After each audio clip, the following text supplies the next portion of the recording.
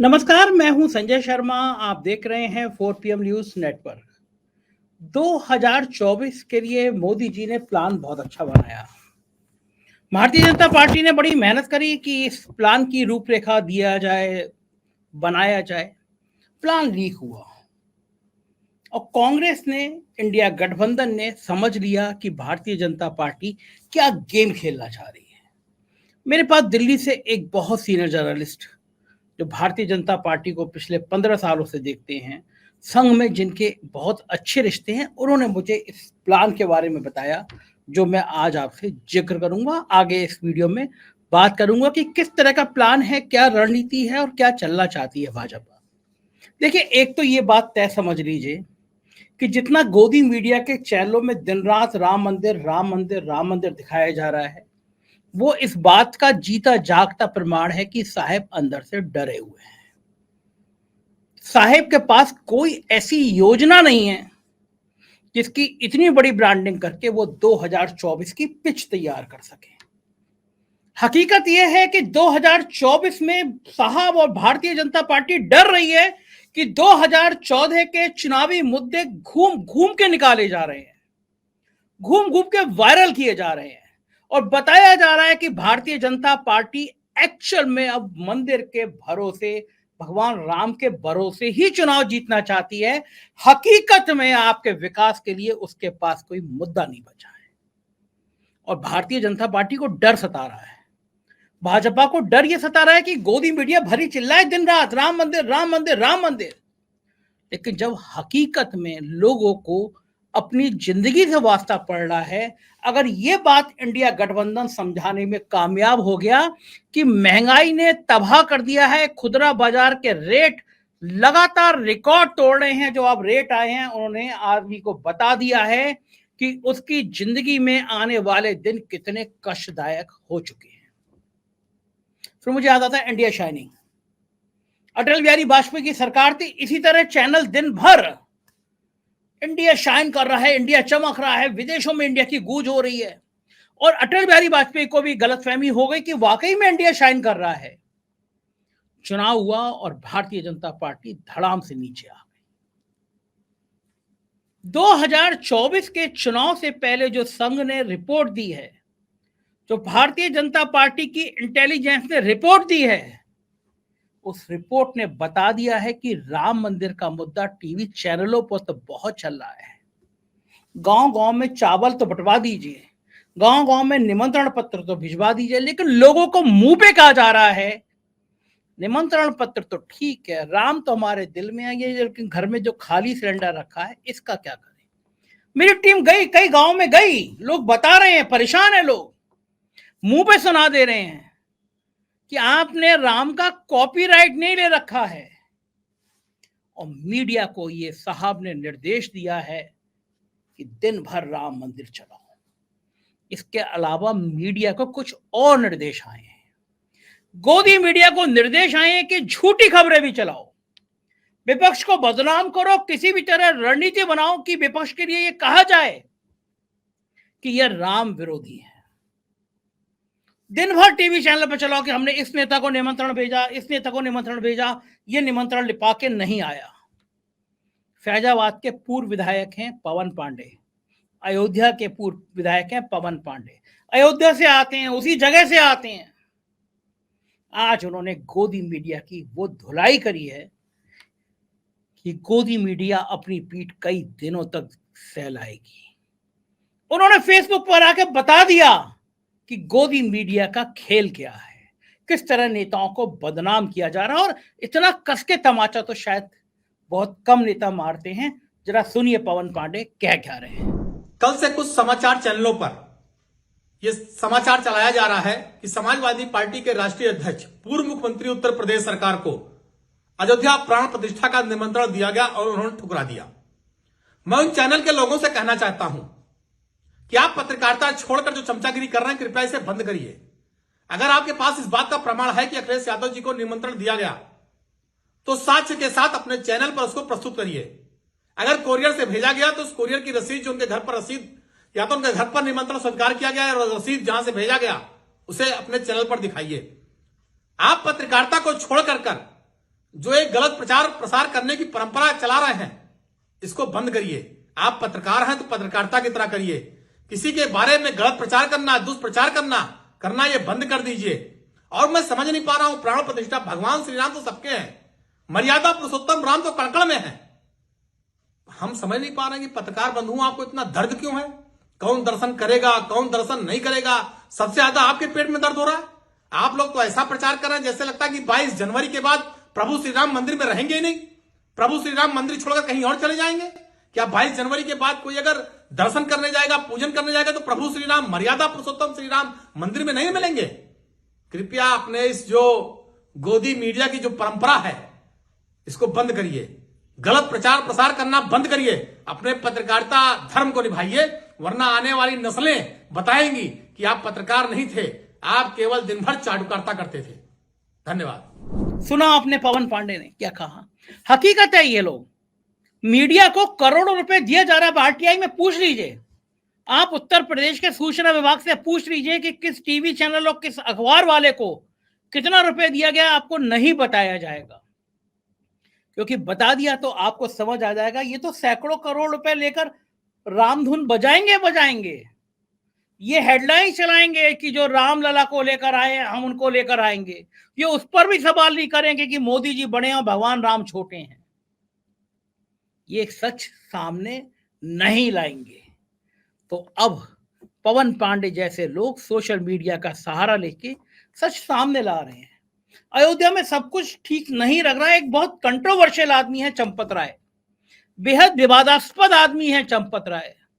पत्रकार हैं विनीत नारायण जी, उन्होंने कुछ घोटाले खोल दिए थे, तिलमिला गए थे चंपत राय, एफआईआर लिखा दी विनीत नारायण जी पे। सच का सामना करने की हिम्मत नहीं थी। और जब राम जन्मभूमि मंदिर बनाने का काम धाम संभाला तो जमीन के घोटालों में नाम आया।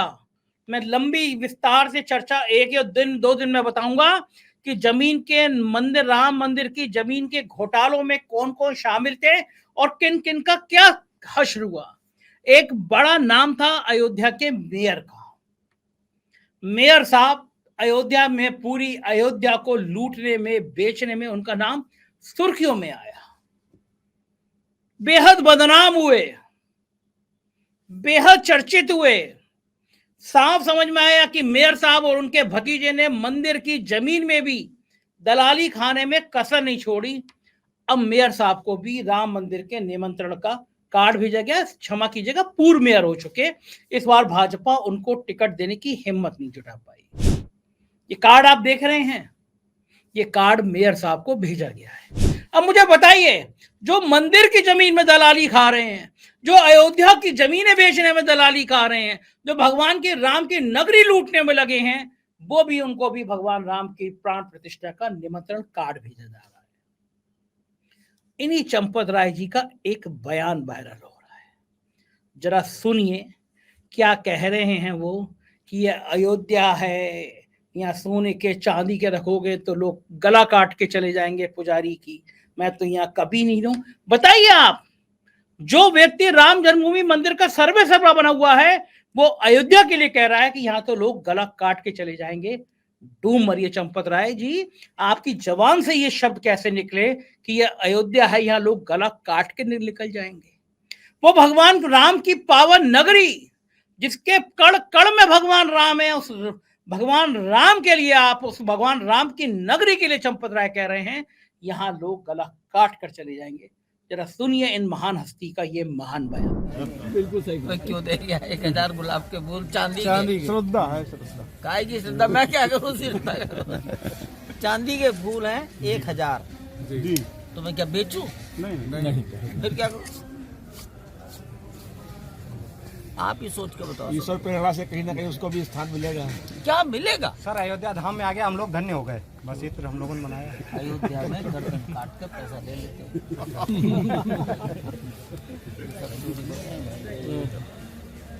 हमने अपने दरवाजे में सोना मड़वाया, मड़वा तो दिया, करे से कौन करेगा? एक दरवाजे की कीमत 60 करोड़ हो गई। तो हमने कहा पुजारी की गर्दन काटेंगे रात को, क्या होगा? यहाँ तो अयोध्या है, जिसकी जान जानी होगी चली जाएगी, मैं तो वहाँ जाऊँगा नहीं कभी। चलो जाओ। जय श्री राम। सुना आपने चंपत राय जी क्या कह रहे हैं। चंपत राय जी के और कारनामे में एक दो दिन में आपको बताऊंगा कि कहां कहां भाई साहब ने क्या क्या लंबे लंबे खेल किए हैं। कांग्रेस समझ रही है कि प्लान क्या है, कांग्रेस समझ रही है कि भारतीय जनता पार्टी का खेल क्या है, इसलिए वो अपनी चालें शतरंज के इस बिसात पर बहुत संभल के चल रही है। कांग्रेस अध्यक्ष मल्लिकार्जुन खड़गे ने साफ साफ कहा कि कांग्रेस के मुद्दे क्या हैं, बेरोजगारी, पेंशन, महंगाई। सुनिए खड़गे साहब क्या कह रहे हैं, तब आपको समझ जाएगा कांग्रेस की रणनीति क्या है। हमारा मुद्दा सिर्फ है कि मोदी जी जनता के लिए अनएम्प्लॉयमेंट में क्या काम कर रहे हैं, इन्फ्लेशन के बारे में क्या कदम उठाए, बॉर्डर इशू पे क्या कदम उठाए। जब चाइनीज़ ये बता रहे हैं उनकी फॉरेन पॉलिसी कैसी है, और जो गरीबों लोग आज तंग और तबाह हो गए हैं, युवक भी बहुत रोड पे गिरे हैं, तो उनकी चिंता हमको है, उसके बारे में हम उनको पूछ रहे हैं, ना कि इसके बारे में। सुना आपने, ये थे मल्लिकार्जुन खड़गे। और सबसे बड़ी बात यह है कि कांग्रेस ने भी तैयारी की है कि जब भारतीय जनता पार्टी बहुत जबरदस्त तरीके से हमला बोल रही हो तो फिर बताओ कि तुम शंकराचार्य को बदनाम कर रहे हो, जिनके कारण हिंदू धर्म सनातन धर्म बना, सनातन धर्म के जिन्होंने रचना करी, जिन्होंने उत्पत्ति में सबका शंकराचार्य का सबसे बड़ा सम्मान के नाम से दिया जाता है, उन चारों शंकराचार्यों ने बायकॉट कर दिया और फिर तुम दुहाई दे रहे हो। कांग्रेस के फायर ब्रांड प्रवक्ता है पवन खेड़ा, आज उन्होंने भारतीय जनता पार्टी की जमकर धुलाई करी है। सुनिए वो क्या कह रहे हैं।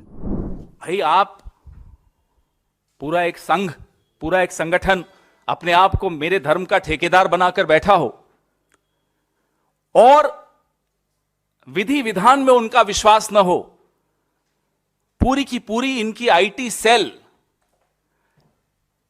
चारों पीठों के शंकराचार्यों के खिलाफ एक मुहिम छेड़कर बैठी है। इस पूरे प्रायोजन में, इस पूरे आयोजन में कहीं भी धर्म, नीति या आस्था नहीं दिखाई देती, सिर्फ और सिर्फ राजनीति दिखाई दे रही। यह मैं आपको बता दूं कि मंदिर में प्राण प्रतिष्ठा के लिए 22 जनवरी की तारीख का चुनाव, मैं ये जानना भी चाहते हैं, हम लोग सब जानना चाहते हैं, भारतीय जनता पार्टी ने कौन से पंचांग को देखकर किया। यह तारीख का चुनाव नहीं हुआ है, चुनाव देखकर तारीख चुनी गई। यह अंतर है, यह स्पष्ट है। एक आदमी के राजनीतिक तमाशे के लिए हम अपने भगवान और अपनी आस्था के साथ खिलवाड़ होते हुए कैसे देख सकते हैं।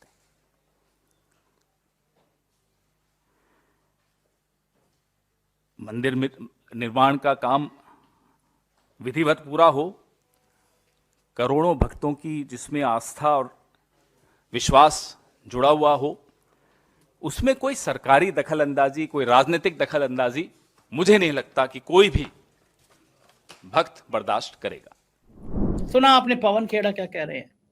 अब मैं आपको बताता हूं कि मोदी जी का प्लान क्या है। प्लान यह है कि भारतीय जनता पार्टी का एक एक विधानसभा एक रूपरेखा बनाई गई, हर ब्लॉक में एक तैयारी की गई, भारत सरकार के अफसर भेजे गए, कुछ महीनों से काम चल रहा है, हर जगह जाते हैं, सब सरकारी कर्मचारी जुटते हैं, प्रधान बुला लिए जाते हैं, ब्लॉक प्रमुख बुला लिए जाते हैं और फिर वहां पे सरकार की कामकाज की तस्वीरें, वीडियो दिखाए जाते हैं, बताया जाता है कि कितना जबरदस्त सरकार काम कर रही है और फिर राम मंदिर की चर्चा की जाती है। ये विकास यात्राओं का संचालन पूरे प्रदेश में किया गया और अब भारतीय जनता पार्टी का प्लान ये था कि हर हालत में पिछड़े और दलित चिन्हित किए जाए, दलितों के बीच संदेशा दिया जाए कि भगवान राम तो तुम्हारे हैं। प्रधानमंत्री कोई यूं गरीब, किसी गरीब पे यूं तरस नहीं खाते। अयोध्या में जिस निषाद जाति की लड़की के घर चाय पीने गए, वो संदेश था साफ, निषादों को, पिछड़ों को, दलितों को तोड़ने की कोशिश थी। तो बीजेपी की प्लानिंग है कि हर हालत में पिछड़ों में, दलितों में भगवान राम के संदेशे दिए जाएं। लेकिन ये प्लानिंग लीक हुई और फिर इंडिया गठबंधन ने भी तय किया कि पिछड़ों और दलितों को बताया जाए कि भारतीय जनता पार्टी और संघ किस तरह आरक्षण का विरोधी है। मोहन भागवत के बिहार के बयान निकाले जाए, एक एक बयान की कॉपी तैयार की जाए और जिस तरह ये राम मंदिर के अक्षत और चित्र बांट रहे हैं गांव-गांव में, मोहन भागवत की और भारतीय जनता पार्टी की आरक्षण विरोधी नीतियों को उसी तरह गांव-गांव पहुंचा दिया जाए और बताया जाए कि पिछड़े और दलित अपना हक मांग रहे हैं, इसीलिए ये राम मंदिर का प्रोपेगेंडा लेकर आए हैं जिससे आप अपने हक ना मार सकें और ये अपना आरक्षण आपका खत्म कर दें। लड़ाई मंडल बनाम कमंडल की है, लड़ाई जाति बनाम धर्म की है और इंडिया गठबंधन जानता है कि अगर ये लड़ाई वो जाति पे ले गई तो साहब का झोला उत्तर प्रदेश से उठ जाएगा। साहब की समस्या यह है कि राम मंदिर के पूरे प्रकरण में योगी आदित्यनाथ को पीछे रखा जा रहा है और योगी आदित्यनाथ भी जानते हैं कि अगर इतने भव्य तरीके से, इतनी सीटों के साथ अगर साहब आ गए तो फिर उनका भी नंबर लग जाएगा। भारतीय जनता पार्टी की अंदरूनी राजनीति भी साहब को परेशानी पैदा कर रही और अब इंडिया गठबंधन इसके बाद कुछ और करने जा रहा है। कुछ एनजीओ, कुछ सामाजिक संगठन बता रहे हैं कि ये सरकार जो राम मंदिर का जिक्र कर रही है, जो गोदी मीडिया से चैनलों से बता रही है कि दक्षिण में भी यहाँ राम गए थे, यहाँ हनुमान मिले थे, दक्षिण भारत में भी राम की बहुत महत्वता है, इस बहाने से बीजेपी की ब्रांडिंग कर रही है। वहां बताया जाएगा कि इस सरकार ने जो राम मंदिर की बड़ी भक्त बनती है, इसने सुप्रीम कोर्ट में कहा कि राम सेतु का कोई अस्तित्व नहीं है। सही सुना आपने, मैं सही कह रहा हूं, आपको यकीन नहीं हो रहा होगा। ये सरकार, भारतीय जनता पार्टी की सरकार, मोदी सरकार, जो प्रधानमंत्री आज कह रहे हैं कि भगवान राम के लिए मेरा कर्ण कर्ण न्यौछावर है, उन्हीं प्रधानमंत्री ने कहा, उन्हीं मोदी सरकार ने सुप्रीम कोर्ट में कहा कि राम सेतु का कोई साक्ष्य नहीं मिला। अब भक्तों को ये बात कौन बताएगा और भक्त आपको क्यों बताएंगे? ये कटिंग देख लीजिए अखबार की, गूगल पे सर्च कर लीजिएगा, आपकी आंखें खुलेंगी। आप देखेंगे कि इसी सरकार ने कहा कि राम सेतु का कोई साक्ष्य नहीं है। जाहिर है कि भगवान राम अब इनके लिए वोट का एक माध्यम बन गए हैं, इनका वोट बैंक बन गए हैं, जिससे आप अपने वास्तविक मुद्दों की सोच ना सकें, आप अपनी नौकरी, महंगाई, परेशानियों का जिक्र ना कर सकें, इसीलिए आपको इन तरह की चीजों में उलझाया जा रहा है। अब देखना यह है कि कौन भारी पड़ेगा। भक्ति काल भारी पड़ेगा, आपकी सोच भारी पड़ेगी और उस बीच राहुल गांधी भारत जोड़ो न्याय यात्रा, मैं पार्ट 2 कहूंगा भारत जोड़ो का, 14 तारीख से शुरू कर रहे हैं। देखना यह होगा कि न्याय यात्रा और राम मंदिर में कौन किसको कितना फायदा पहुंचाएगा, मैं बताता रहूंगा। आप देखते रहिए, चैनल को सब्सक्राइब करिएगा, ज्वाइन करिएगा। हमारे राज्यों के चैनल है 4PM यूपी, बिहार, गुजरात, महाराष्ट्र, कर्नाटक, राजस्थान, मध्य प्रदेश, बिहार और 4PM बॉलीवुड, उन्हें भी सब्सक्राइब करिएगा। शुक्रिया, थैंक यू।